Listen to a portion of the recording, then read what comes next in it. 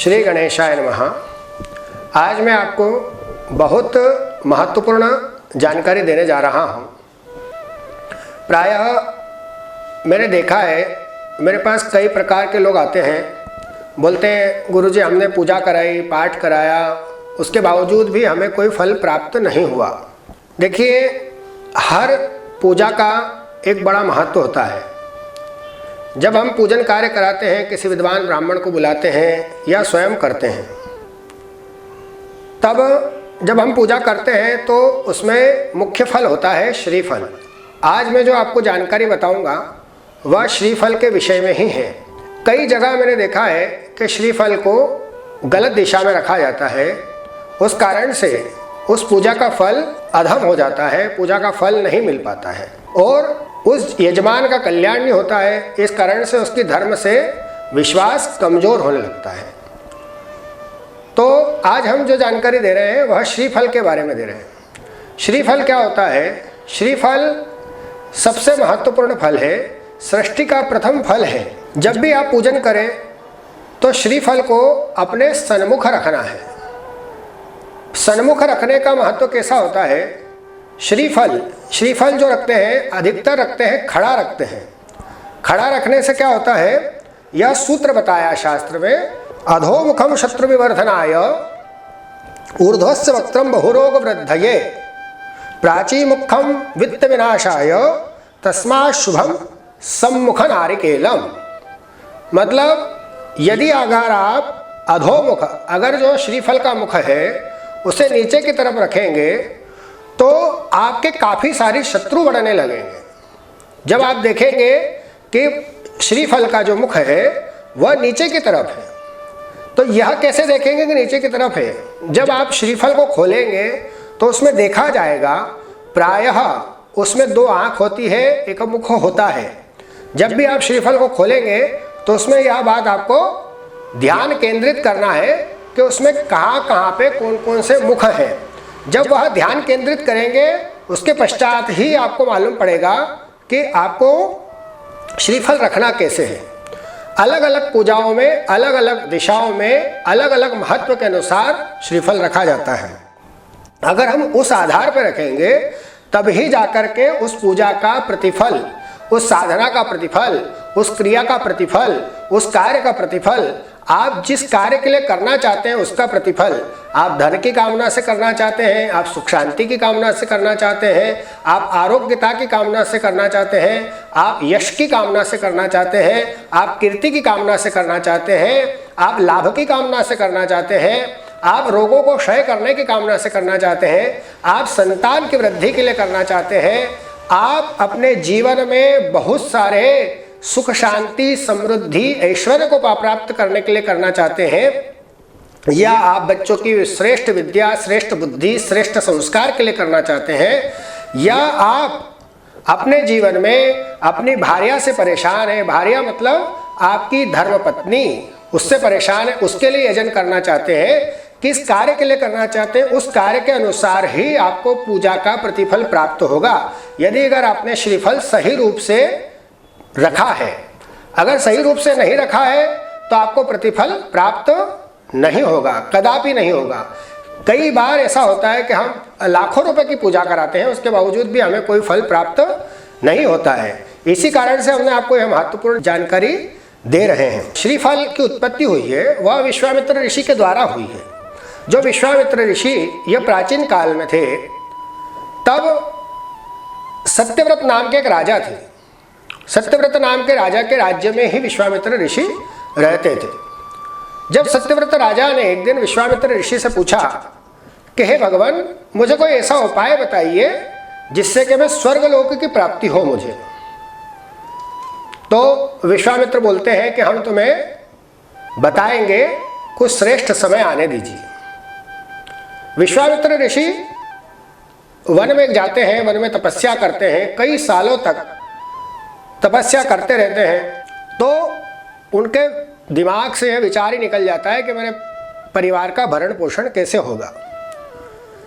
उस काल में, उस समय में राजा सत्यव्रत विश्वामित्र ऋषि के पूरे परिवार का पालन पोषण करते हैं। जब कई वर्षों के पश्चात विश्वामित्र ऋषि पुनः अपने घर पर आते हैं तो उनके परिवार के सदस्य, उनकी धर्मपत्नी, उनके पुत्र भार्या इत्यादि सभी लोग उनको बताते हैं कि जो है राजन ने हमारा ध्यान बहुत अच्छे से रखा है। तब जो है विश्वामित्र ऋषि राजा के दरबार में जाते हैं, राजा को धन्यवाद बोलते हैं। तो राजन बोलते हैं कि हे ऋषि, मुझे स्वर्गलोक की प्राप्ति करना है। तो विश्वामित्र ऋषि उनके ऋणी हो गए थे, तो राजा सत्यव्रत के लिए वह स्वर्गलोक को जाते हैं और वहाँ पे उनका स्थान मांगते हैं। तो इंद्र जो है वह उन्हें स्थान देने के लिए तैयार नहीं होते हैं। तो विश्वामित्र ऋषि काफ़ी क्रोधित हो जाते हैं कि बड़े भय दुखी हो जाते हैं। आते हैं और फिर विचार करते हैं कि मैं एक नया स्वर्ग बनाऊंगा, एक नया स्वर्ग बना करके सत्यव्रत को स्वर्ग में स्थापित करूंगा। सत्यव्रत को स्थापित करने के लिए, स्वर्गलोकों को निर्माण करने के लिए वह व्यूह रचना करते हैं, पूरी योजना बनाते हैं। तो सब देवता बड़े विचलित हो जाते हैं कि अगर एक और स्वर्गलोक बन गया तो फिर सृष्टि की व्यवस्था बिगड़ जाएगी। सृष्टि की व्यवस्था अगर बिगड़ गई तो सब अस्त व्यस्त हो जाएगा। पर विश्वामित्र मानते नहीं हैं और वह एक नया लोक स्थापित करते हैं। फिर ब्रह्मा जी उन्हें रोकते हैं कि नहीं, ऐसा मत कीजिए, ऐसा करने से सृष्टि की व्यवस्था बिगड़ जाएगी।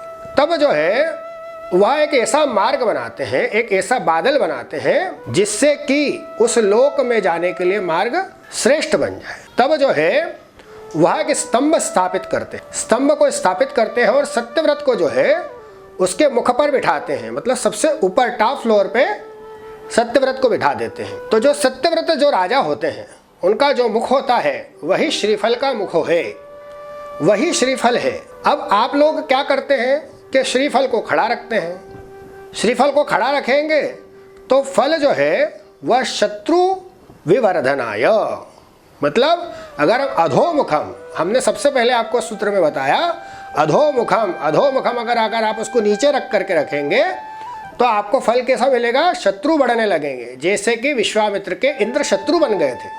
तो आपको कैसे रखना है, अगर इस तरीके से श्रीफल रखेंगे तो आपको निश्चित रूप से श्रेष्ठ लाभ की प्राप्ति होगी। आप जैसा चाहेंगे वैसा ही फल प्राप्त होगा। अधोमुखम, अधोमुखम मतलब जब श्रीफल इस प्रकार से खड़ा है तो आपको अधोमुखम इस प्रकार से नहीं रखना है ना। अधोमुखम मतलब सबसे पहले उसका जो मुख है उसको इस प्रकार से खड़ा नहीं रखना है, क्योंकि उससे क्या होगा, उससे आपके शत्रु बढ़ेंगे। ऊर्ध्वमुखम वक्त्र बहुरोग वृद्धये, मतलब अगर खड़ा रख दिया तो बहुत सारे रोग वृद्धि हो जाएगी, बहुत सारे रोग आपके पास आने लगेंगे। तो आप पूजा काहे के लिए कर रहे हैं, पूजा रोगों को बढ़ाने के लिए थोड़ी कर रहे हैं, पूजा तो सुख शांति समृद्धि के लिए कर रहे हैं। तो आपको ना खड़ा रखना है ना नीचे की तरफ मुख करके रखना है। आपको किस प्रकार से रखना है, प्राची मुखम वित्त विनाशाय।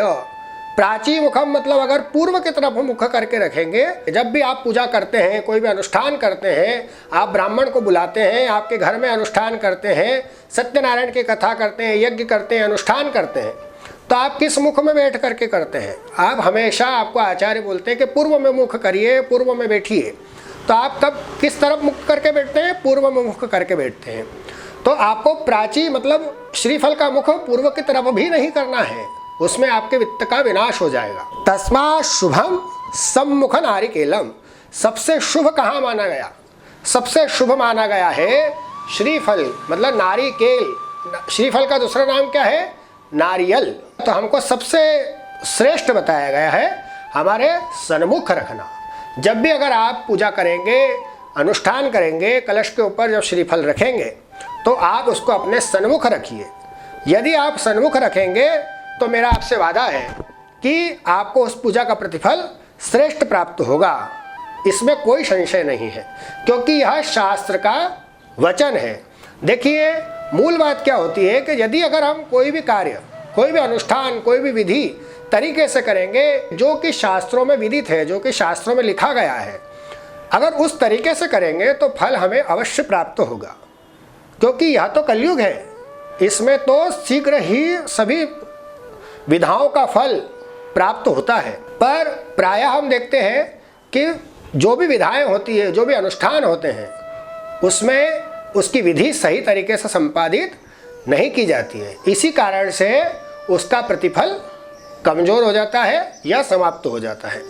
हम जो भी अनुष्ठान करते हैं, जो भी विधि करते हैं, हम पूरा शास्त्र सम्मत होकर के करते हैं, क्योंकि हम एक वैदिक ब्राह्मण हैं, हम एक ज्योतिषाचार्य हैं, हम वास्तुविज्ञ हैं, हम भूमि का परीक्षण श्रेष्ठ तरीके से करते हैं। हम आने वाले दिनों में आपको काफ़ी गंभीर और बहुत श्रेष्ठ गूढ़ बातें बताएंगे, जो जान करके जो आज तक आपने कभी जाना भी नहीं होगा, जो कि हमारे शास्त्रों में वर्णित है। चूँकि हमने बचपन से ही इसका अध्ययन किया है और आज मुझे 25 वर्ष हो गए हैं यह कार्य करते करते, और मैंने कई बड़े बड़े अनुष्ठान संपादित कराए हैं, कई मैंने कामना पूर्ति के अनुष्ठान कराए हैं, सकाम अनुष्ठान कराए हैं, कई लोग इन अनुष्ठानों से लाभान्वित हुए हैं। तो मैं भविष्य में भी आपको इस प्रकार की गूढ़ जानकारियाँ देता रहूँगा। जय श्री कृष्ण।